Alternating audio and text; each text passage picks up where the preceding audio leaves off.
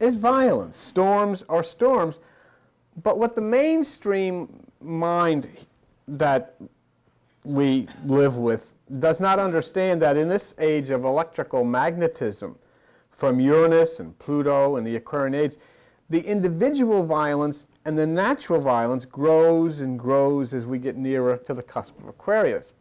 And these things have been spoken of in writings dating back literally hundreds and thousands of years, that when you get into the type of magnetism that is produced by the positioning of these things now, you have a tendency towards power that emanates and disturbs not only nature itself, but the human mind. And we're seeing it. And it's not a question of, well, two kids got guns and shot people in school, this means Aquarius is here. No, you have to track the very first twinges of this thing back to around the 1890s. And all of the wars that followed in the massive destruction that came in their wake was all indicative of Aquarius. But what was really more indicative of Aquarius is the inventions, the discoveries, the enlightenment, and the things that I've given you in the last 2 weeks from the New York Times and from NASA. Here you had one where this fellow is developing a spacecraft that flies on laser, on green light. And then the other one where the Danish physicist is slowing the speed of light down to 38 miles an hour. I mean, these are tremendous discoveries, tremendous enlightened people suddenly tapping into nature in a way that we never even dreamed was possible before. And so what it says is that all of the things that we thought we knew, we didn't know. And all of the scientific things that we have in books and in libraries and in colleges, much of it is wrong. Because now it's a whole new paradigm, a whole new way. But the problem is that as we've developed these new powerful sources of technology, they have been used and misused. They've been used on one hand to enhance the life of people. They've been misused on the other hand to destroy the life of people. An airplane to fly to California is beautiful, but that same airplane can drop a bomb, and that's not beautiful. And so these are the things, the power of these changes that began to be felt around the 1900 had gates in the minds of men and women springing up all over the place, electricity and so forth. So we come deeper and deeper and deeper into Aquarius, and everything became more sophisticated. And of course we see, you know, I was sharing with the folks last night that we don't quite understand the nature of life, or the nature of nature, if there's such a way to phrase that. I mean, we don't like to see these violent storms that we're seeing more and more and more since we've gotten into this magnetism of Aquarius. But you like to drive a car. You would be very upset, for instance, if you're going to take a plane to California, you got to the airport and said, well, the planes aren't flying anymore because we don't have any fuel. You would be very upset if you went into the gas station to fill up your car and they said, well, we don't have any gas. Or if you tried to heat your house with oil or gas and they don't have any. Well, in order for you to have those things, nature had to become very violent. Nature became probably at its peak of violence, and it came down with tremendous force and annihilated living things on the planet Earth. And these things were driven into the ground. They became what's called fossil, of which fossil fuel was brought up out of the earth, is what you put in your car. So billions of things had to be annihilated by the force of nature so that you could go take a drive on Mother's Day and go get a restaurant. You couldn't heat your house unless nature became violent and annihilated all of these things. And you know, that's nobody ever thinks of that. And you just say, well, I mean, I got this brand new car. What good is it if you can't put oil in it? And where are you going to get the oil from if all those things didn't get killed? But so you say, well, the car is great. It's a beautiful car. But what about, you know, the animal that got killed so that you could have it would rather be alive? And so nature doesn't work in the ways that we think. You pray to God. I mean, if God created the earth and God created it knowing that there had to be this tremendous violence on the part of nature to make it possible for you to heat your house with oil. Or else it's just a big mistake. Right? And so all of these things we have not understood, we've misunderstood, and we have basically created monsters by not understanding the need to harmonize with nature, to harmonize with the environment, to understand how it works. We have no concept of how it works. These people are up here trying to figure out how to stop violence. Oh, you'll get guards in schools with machine guns and all of this stuff. They don't understand. How can we change from the anti-natural or anti-nature type of mentality that we've had to something that flows into a harmony with it? We've created monsters. We have placed into the subconscious all fear, guilt, separation, violence, and in many cases, and in most cases, we label it religion. We go to our church. We want prayer in schools as long as it's about Jesus. We don't want any prayer in schools if it's going to be Krishna and Buddha and all this stuff. As long as it's Jesus, you know, we want prayer in school. We want the 10 Commandments, you know. We don't want the Vedas or Buddha or Krishna or any of that other stuff because, you know, and so we're all separated. And everybody gets violent with one another. We've separated into religious groups, and we warn our groups, stay away from the other ones or you'll lose your salvation. And so then, you know, all this stuff manifests, it goes on and on and on. And then you get into a situation where you have Aquarius here, and you find out that, you know, even the wonders that we've created, we never stop to think that these same powerful machines that are so wonderful in giving us a better life are also wonderful in giving to the bad guy a better way to kill you, faster. I mean, you know, in the old days they had to chase you with a knife. Now, you know, they can get a smart bomb and fly in a plane and send it right down your chimney. They don't even have to come in the neighborhood.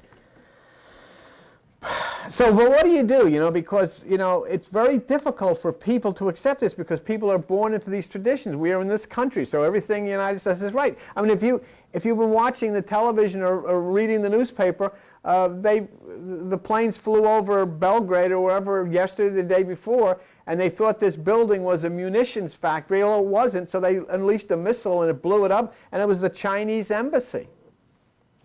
Well, you know, what do you say then? Never mind, you know, forget it. But that's what we do. And then we say, well, it was an accident. But you killed people. And it's been going on and on and on and on. And now you've gotten to this point here where you're struggling with, you know, trying to understand how and what's going to come down. And the word is from NASA that supernova 1987A will be bringing light down upon the Earth by the year 2000. So all of these kind of things make you wonder.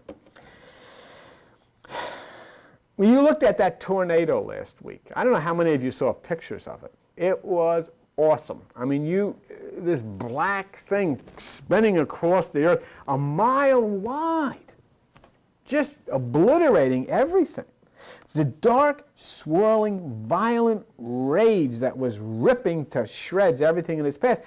And Buddha had said many, many years ago that the extreme violence of nature is a product of the negative vibrations put into the atmosphere by the minds of human beings. I don't know. Could it be? I mean, you know, do you ever go into a house and say, man, I get bad vibes in here?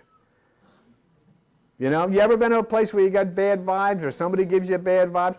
Well, wonder if we take everybody in this planet and the condition that you're in sometimes and figure billions of people all putting up bad vibes. Could it cause this? Consider this, that awful tornado that we witnessed as a symbol of the condition of the mind of mankind. Swirling and screaming and destroying everything in its path. We've bombed, we've killed, we've raped, we've pillaged, and then we've gone to church and we thank God for giving us the victory. One of the big songs in World War II was Praise the Lord and Pass the Ammunition. That was true. Praise the Lord and pass the ammunition. That was what they sang. In other words, praise God and give me the bombs. So, But there was a book that we were looking at, it was written by Isabel Hickey, and she was discussing this, and she had discussed this, she had written this about 1977. She says, it is the Plutonian. In other words, it is Pluto, and Pluto is very important to us because Pluto just moved out of its orbit from Neptune February 11th of this year,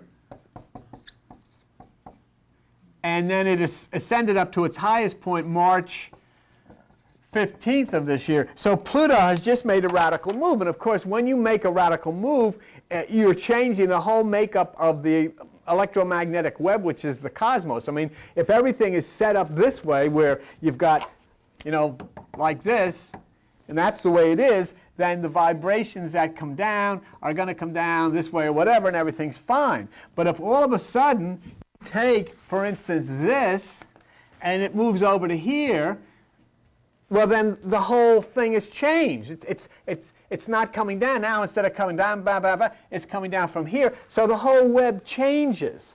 And the impact on life, the impact on the earth, the impact on the human mind is completely different than it used to be. And that's what happened on February the 11th, just 2 months ago. See? And what this woman said, writing in 1977, it is the Plutonian energy behind the chaos and confusion that is sweeping the planet. Now that was written 22 years ago. The ancient wrongs and evils must be eliminated. There is always the darkness before the dawn. So Pluto has assumed its position. Pluto has changed its orbit. And Pluto changed its orbit for the first time in almost 300 years. So something different has happened. See? And Pluto and Chiron are the farthest out beyond the sun. We know nothing that's out there beyond Pluto. And what it says in this book is the light that lies behind the outer aspect of Pluto will reveal itself if the individual will let it through. Now, in other words, what's being said there is here's Pluto way out there, as far out from the sun as you can possibly get. But what's behind it? And if you are willing to open yourself to this, if you are willing to start to understand how nature works, if you're willing to understand how the cosmos works, instead of trying to figure out things on the basis of an intellect that has been proven now by the new science to be wrong, you then can bring yourself and your family into a harmony with this. Because, you know, there's a need to be safe from all of this violence, and there's a way to be safe from all of this violence if you're in a harmony with it. And this was written long before, you know, Pluto made its move.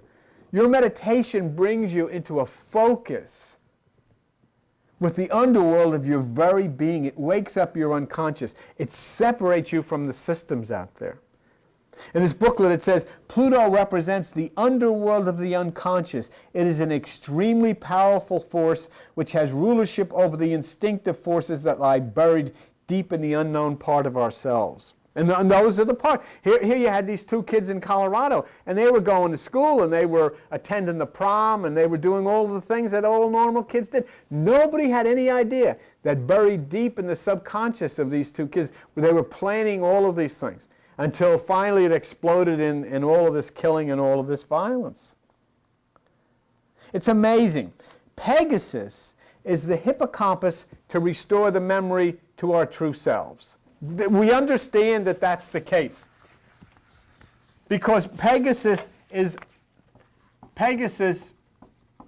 the white horse whose father is Poseidon, who is the god of the sea. So Pegasus is the white seahorse.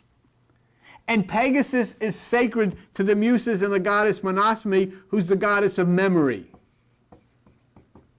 And then you look in the human brain and you have a hippocampus. And the word hippocampus means seahorse. The color of it is white. And the hippocampus is responsible for memory. So there you have Pegasus inside of the human brain, Pegasus in the sky, the two relating to one another. Who knows this? Nobody knows it. I mean, you could go up and down this street, and you could go from here to New York and all the way up to Canada and ask people, and nobody would know what you're talking about. And yet here it is. There's a connection between something in the sky and something in your head. placed there. Pegasus made the headlines in 1995 when they found the first planet that was discovered outside of our solar system was found in Pegasus in 1995. And then Pluto made the headlines, and you have it right in the stuff that I gave you, when it moved out of its orbit of Neptune. And NASA wrote this article called Much to Do About Pluto. Pluto brings us to this deep, dark part of ourselves to raise us to the light. And now Pluto's making headlines now. Pegasus is making headlines now. And do you see what the ancient Greeks were writing about when they wrote these myths? They knew what they were talking about. They weren't writing about, none of these things, none of these ancient myths were written about, silly stories, because that's what we think. Oh, these are silly stories. Medusa had a head full of snakes. And they teach it in school and nobody has a clue what they're talking about. They're not silly stories. They were written by intellectual, scientifically skilled people who were telling you about the changes of the universe and how they impact the anatomy of the human mind. So there's nothing silly about them. So Pluto is energizing. And we recognize it. And NASA recognizes it. You have that copy of that stuff that I gave you. And then when you look at books like were written by this Isabel Hickey back in 1977, she says about Pluto, the time when mob rule takes over the negative side of this energy, it causes individuals to act far more viciously than any one of them would act by themselves. And so there we have the conflicts. We have the conflict of war. We have the ethnic cleansing which is going on over there. And we have hate between religions and governments. I really have a difficult time. We're so shocked two kids would go out and shoot people. Well, I mean, all of my life I've watched governments, either this government or other governments, figuring out what kind of bombs or napalm they could get to burn people or exterminate people. It's been going on forever. This is the example that you set for the civilizations that you govern. You bomb people, or you attack, or you invade, or whatever. I mean, we can say, well, we're justified in fighting this war. We went over to Vietnam, and how many people died over there? Hundreds of thousands of people who would be alive today are in graves or burned to smithereens for nobody knows what. Now they're building the Sheraton and the Hilton hotels over there. For what? And we make a wall and we respect everybody that went over there. But, would we say, well, the Nazis, did they have a wall in Germany for all their soldiers? We wouldn't think that that's right. So it's all cult stuff. It depends what cult you belong to. So Pluto, which is active now, as Pegasus, which is active, has a direct bearing on the inner workings of the human mind and the human brain. Pegasus, memory; Pluto, the subconscious. The Pluto, the dark part where you sit in the dark and then delve deep down into that inner part of yourself. John and I were just out in Flagstaff, Arizona, and I was curious that when we learned that Pluto was discovered at the Lowell Observatory in Flagstaff. And Pluto, according to this booklet that I read, has a lack of conformity to the natural laws of the system based on its size and rotation. So, and I don't want to go too deep in astrology because my work isn't based on that, and I try to stick with provable things. I mean, everything that I've ever told you, I've documented for you scientifically, and you have copies of those documentations. However, there is a statement made in this booklet, and I think of people who are trapped out there. People who can't even listen to this without being afraid of going to hell. I'm telling you, if I say anything, they'll say, oh, he's of Satan, it's not of the Lord, and you're going to lose your salvation, and this is of the devil, and all this stuff.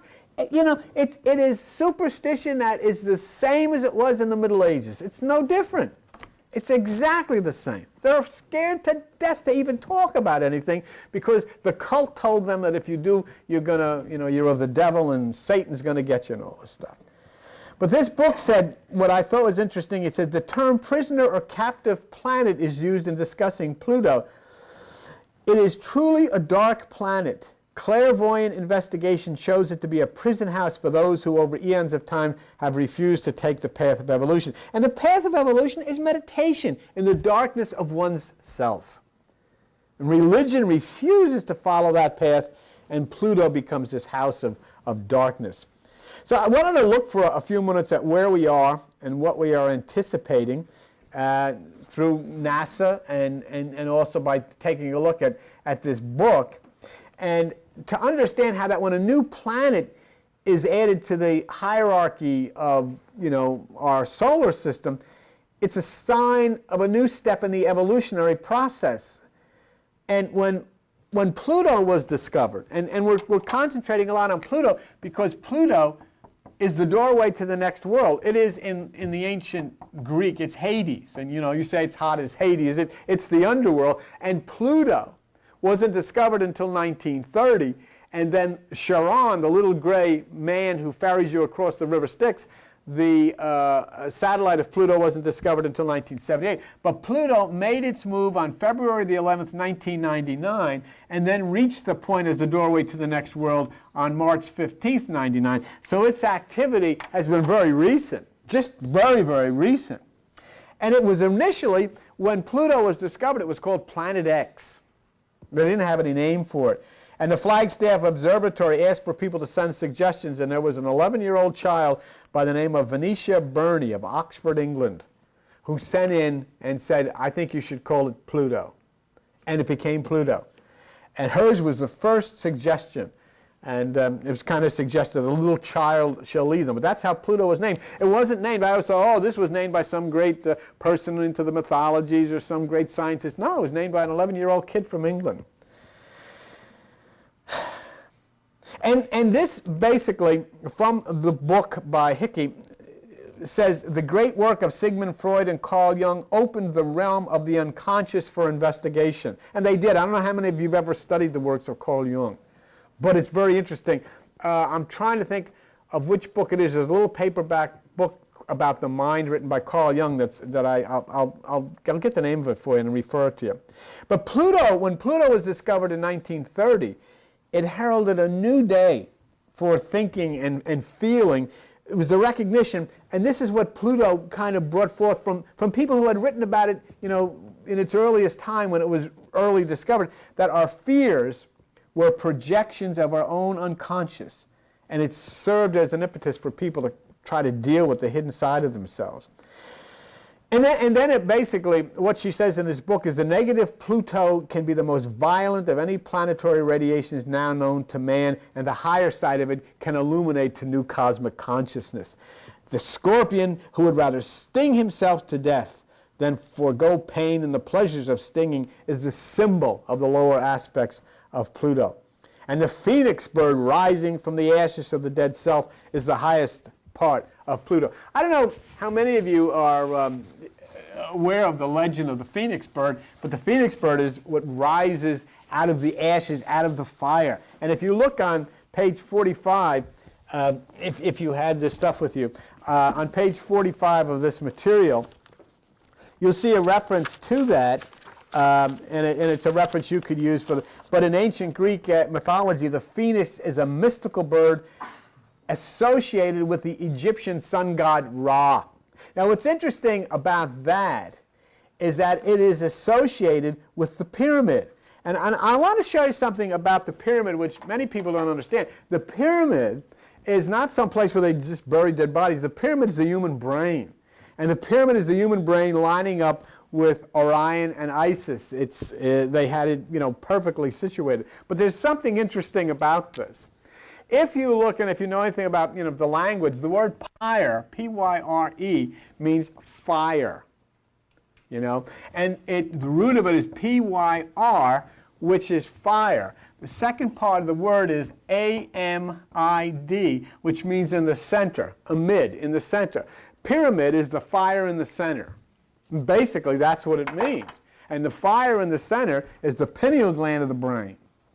And that's what the pyramid is. That's why the capstone is not on the top of the pyramid. If you go up to the top of the pyramid, you see the same thing like you see on the back of a $1 bill.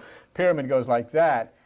The capstone is missing, and the capstone will be placed there by another race, an advanced race. When the advanced race comes down and lays the capstone on the pyramid, then we will have evolved and passed it over to this new millennium. That's where it's coming from. Okay?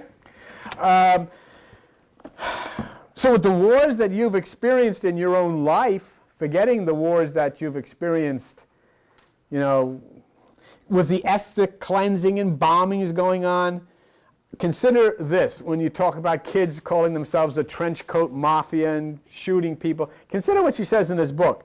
Violence is often associated with Pluto. It can be representative of organized evil as well as organized good. It is a strange force. It can activate a group to be more vicious than any one person would be by himself. In mob psychology, the mob acts at a far lower level of consciousness. When the destructive side of Pluto is dominant, then the resourcefulness and power inherent in its energy is turned against society. So, you know, here we have somebody writing about the violence, but you have to understand, it's not a question that, well, Pluto's only been there since 1930. No, we discovered it in 1930.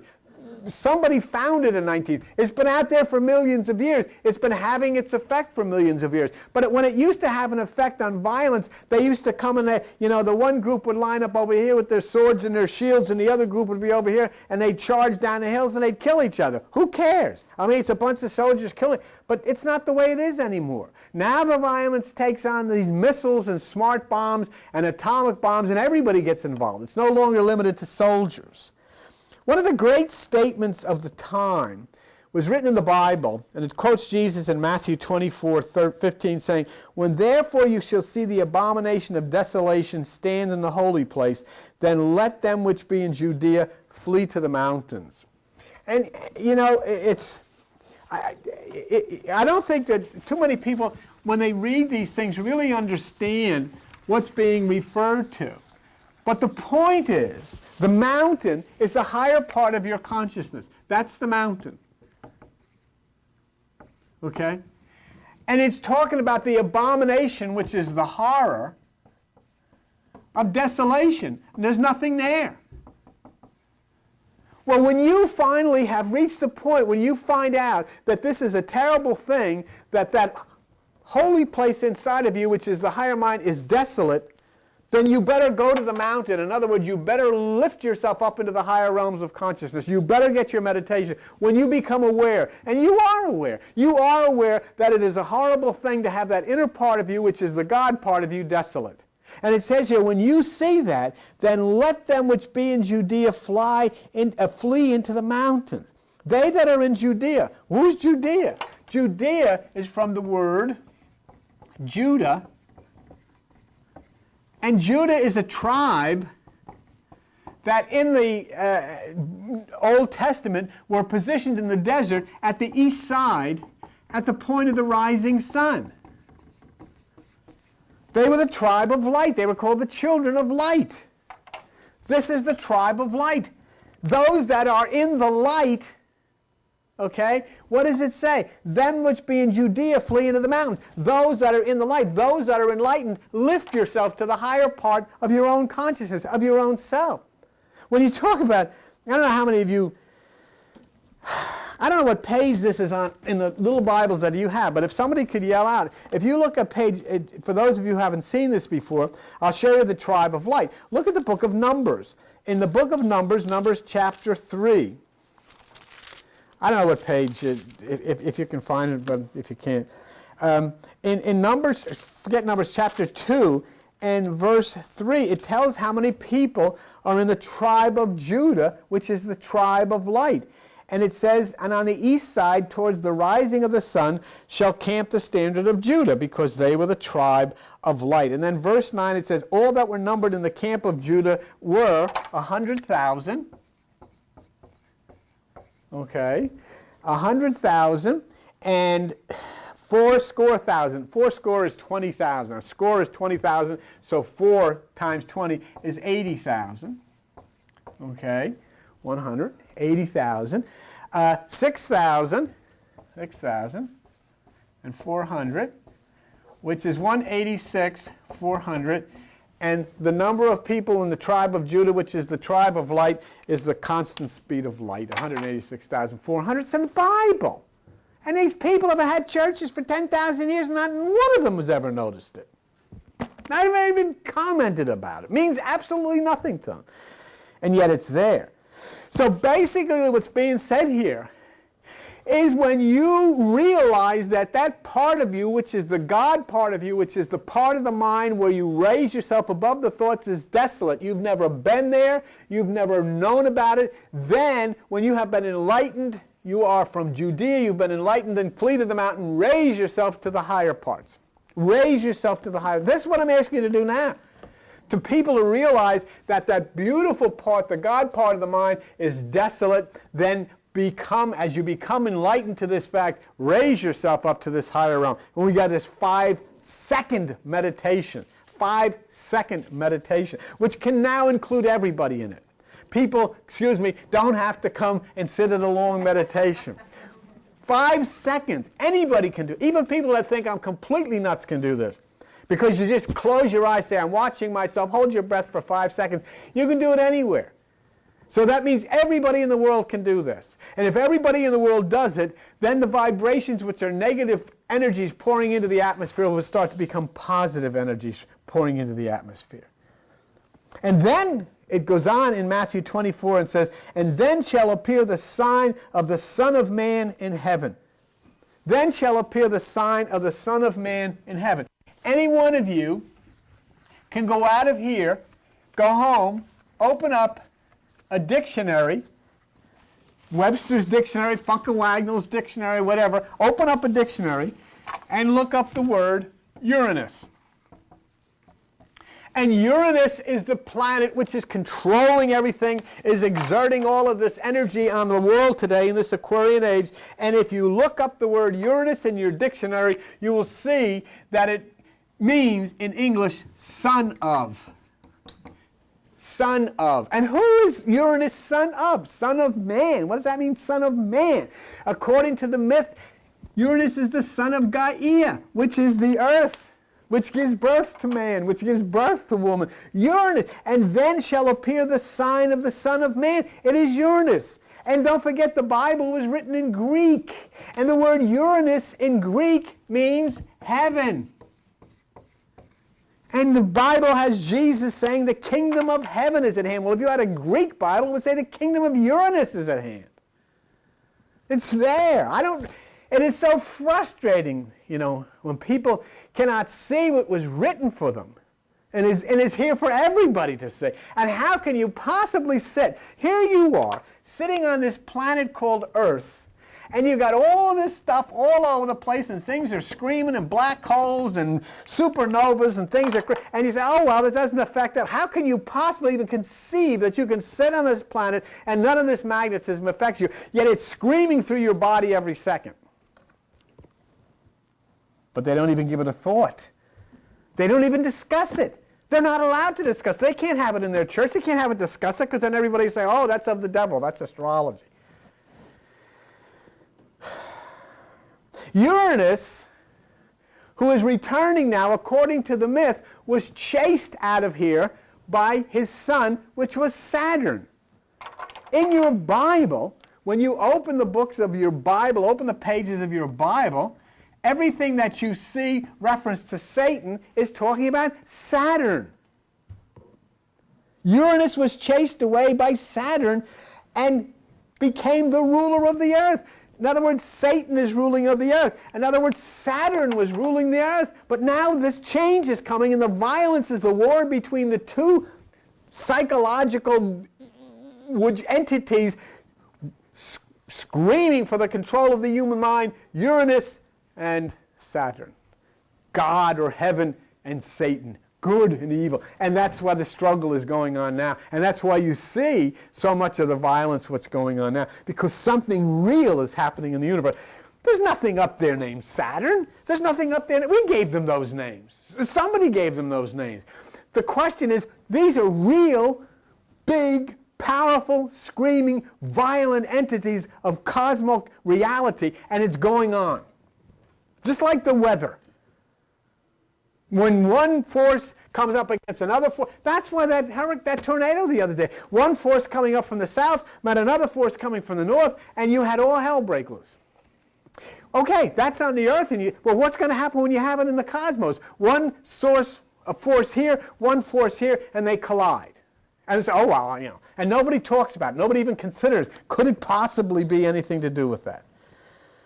Uranus, the Hubble Voyager satellite was sent up by the National Aeronautics and Space Administration, and they took a close-up of Uranus, and they found that the part of Uranus that faces the sun is the cold part, and the part of Uranus that is in the dark is the warm part.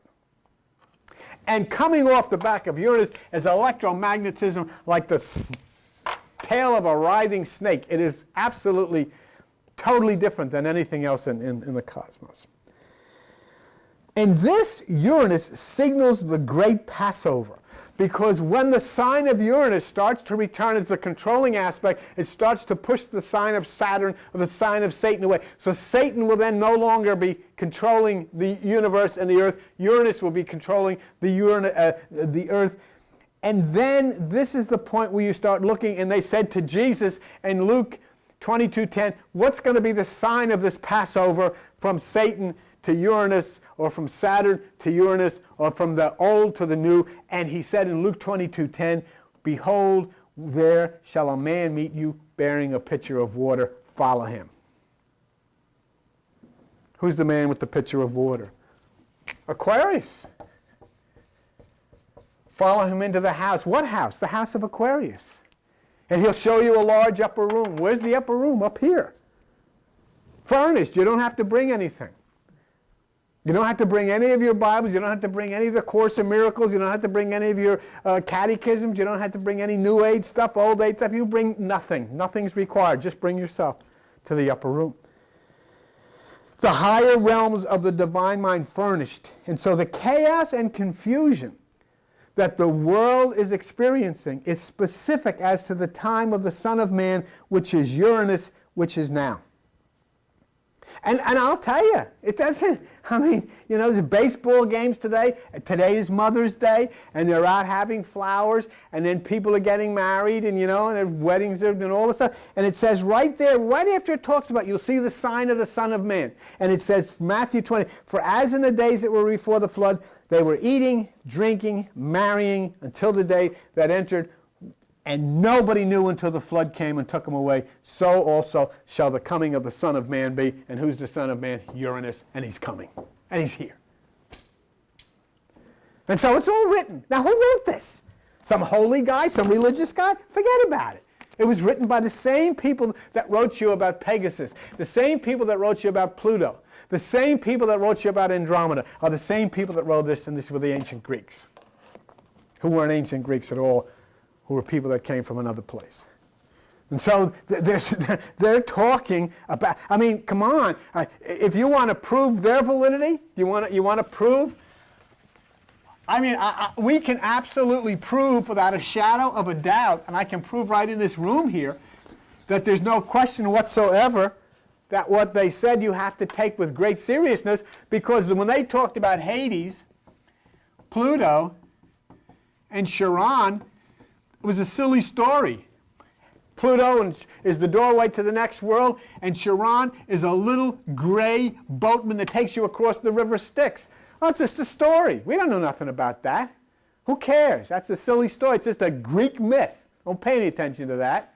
But in 1930, they found this planet that was the doorway to the next world. It was the farthest most planet, and the little kid said, call it Pluto. Well, that was one thing, but there was nothing.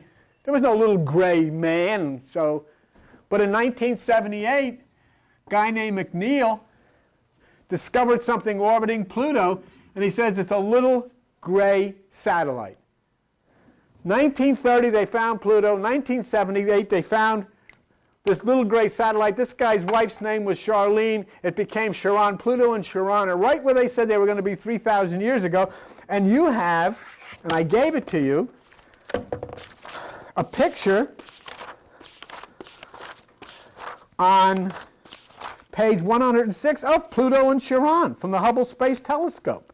And you can see Pluto, and you can see the little gray satellite Charon. There they are, exactly as was put. Now you're going to tell me that, oh, this is just a coincidence. They wrote this story 3,000 years ago, and then in 1930 and in 1978, this thing was fulfilled. They were exactly where they said they would be in the myth written 3,000 years ago. Well, the same people that wrote and proved that they were right about this are the people who are writing about Uranus, are the people who are writing about Aquarius, the man with the pitcher of water, the same ones, the same Greek scholars, or whatever you want to call them, who wrote that. The power of Uranus is screaming down upon the earth, and even today, your scientists and your politicians are studying what to do about Y2K, what to do about the solar storms, what to do about global warming, what to do about something that they can't do anything about. Matthew 24:42, it says, "Watch therefore, for you know not what hour your Lord comes." Watch what? Does anybody ever say, what are you supposed to watch? Well, they'll tell you, you got to come to church. You know? Watch means watch yourself, observe yourselves, and collapse the waves so that you may be reunited with your family of light and be saved out of the chaos and the confusion. Just think, have you experienced chaos and confusion in your life? If you've lived on this planet, you've had to.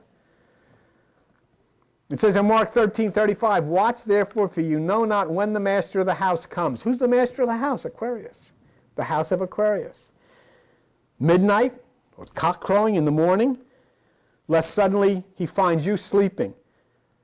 And then Mark 13:37, and you ought to take this home and you ought to put it on your refrigerator. "And what I say to you, I say to all, watch." How clear does it have to be? Exercise the pineal gland. Make contact with your family. Don't wait until it comes. Be ready and respond. Watch. What's it take? My God, you have to close your eyes and hold your breath for 5 seconds. Big deal. I mean, everybody and anybody can do this. But you then everybody starts harmonizing. I mean, there's a letter I had somewhere today, and I don't know where I brought it, but it was on the back there from a woman who told me about doing the watch meditation. She says, "I thought this was silly. Here I am. I'm watching myself. Man, I can't see anything." She says, "But it works. It does work. It works big time. I can tell you something that happened to me recently that brought me through the watching, that brought me to start paying attention to myself and saved me out of a lot of trouble." And it's just magnificent. I can't prove it to you. I don't have to prove it to you. Prove it to yourself. Do it. So, well, I don't care where you're in Atlantic City at a slot machine. Okay, say I'm going to watch myself. Close your eyes. Don't say you're going to watch yourself and get 3 sevens. You're not going to get them. But just say, I'm watching myself. What's it take? I'm closing my eyes. I'm watching myself. Bingo, that's the end of it. Walking away. Do your business. What's going on in here? It's no different than putting food in your mouth. What do you do when you put food in your mouth? You say, "Now wait a minute here. I got to see where this is going to go, and I want the string beans to go here, and I want the fish cakes." You don't have nothing to do with that. Well, let's see, my heart's beating. I want to slow it down a little bit. No, it's all out of your control. You have nothing to do with it. You have nothing to do with this. I get people write me on the internet all the time. I'm trying to activate the pineal gland. It is none of your business. It's off limits to you. That's something that happens if you'll stop doing anything. Just you get out of the way, and it'll work. But it was created by God for you to be reunited with God. And yet the very people who should be knowing differently tell you to stay away from it because they're afraid that once you find that this truly is the place of God inside of you, then you're going to be away from that.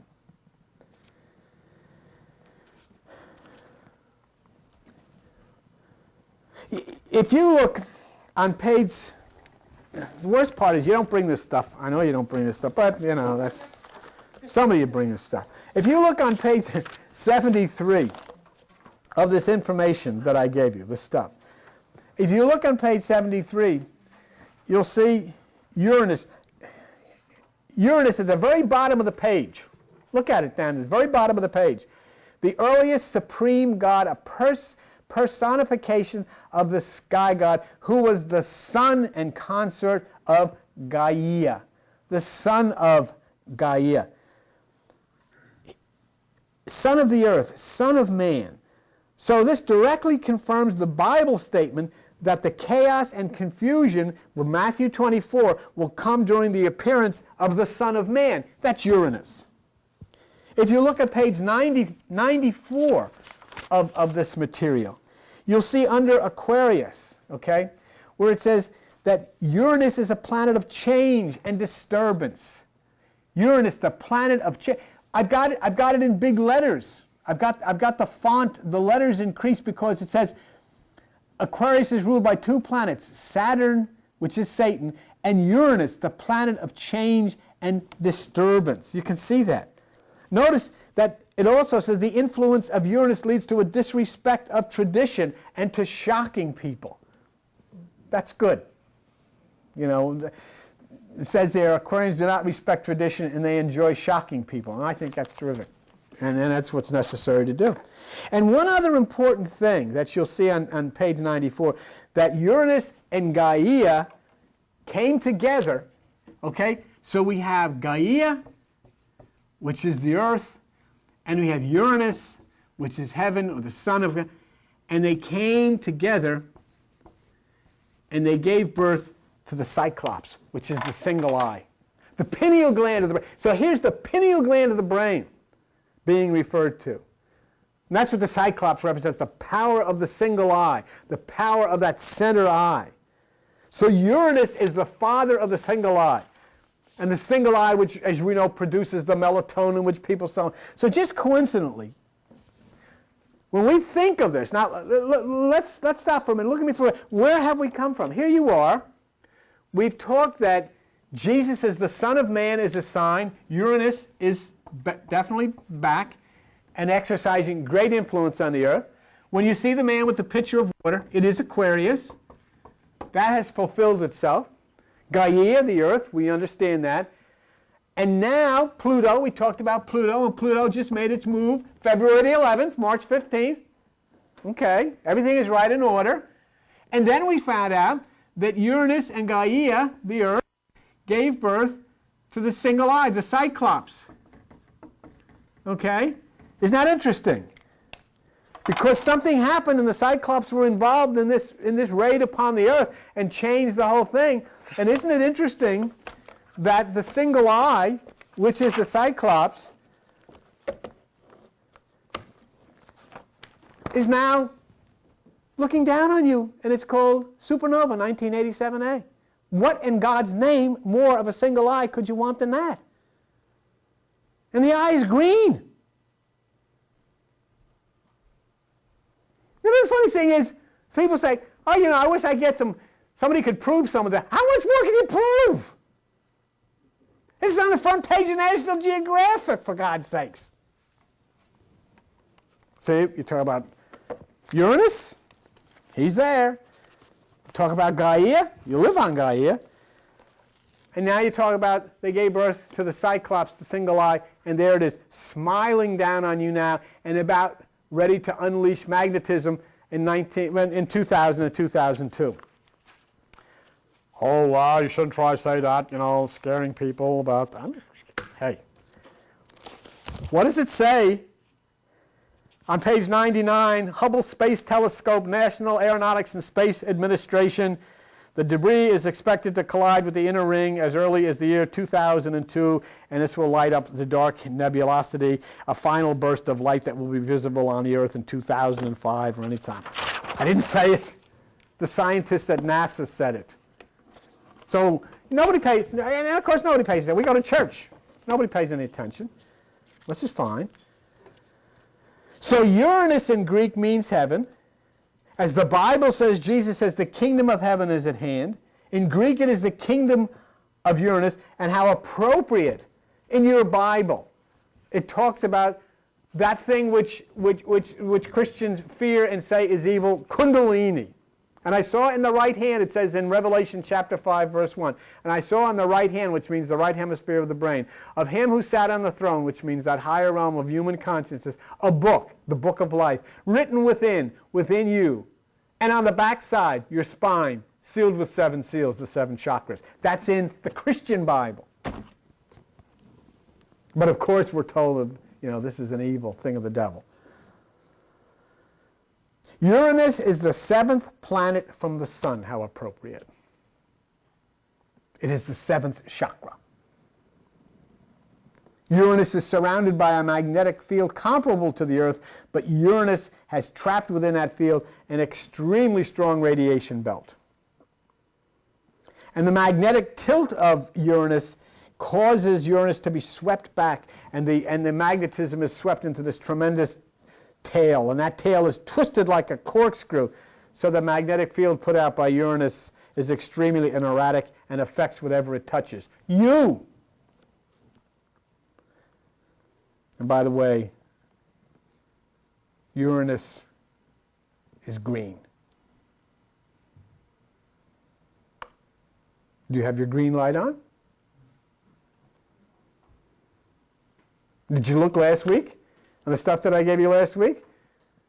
The scientist at NASA, the National Aeronautics and Space Administration, has perfected a prototype spaceship that flies on laser, green light. And it says on that article, which is stuff number 112, that the only type of ship that will fly on laser green light is a disk. The microwave light craft being studied by Mirabeau and his students is shaped that way because that's how the physics works. And if you look at 1, 2, 3, 4, 5, the sixth paragraph, this is what the scientist said. Listen to this. My goal has been to cut the cost of getting to space by a factor of 1,000 using a system that is completely green.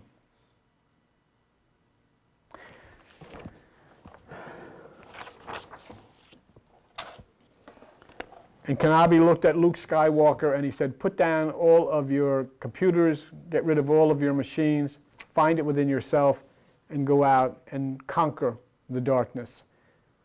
And the Jedi came and they overcame the darkness using what? Lightsabers of green light. Pluto is the 9th planet from the sun.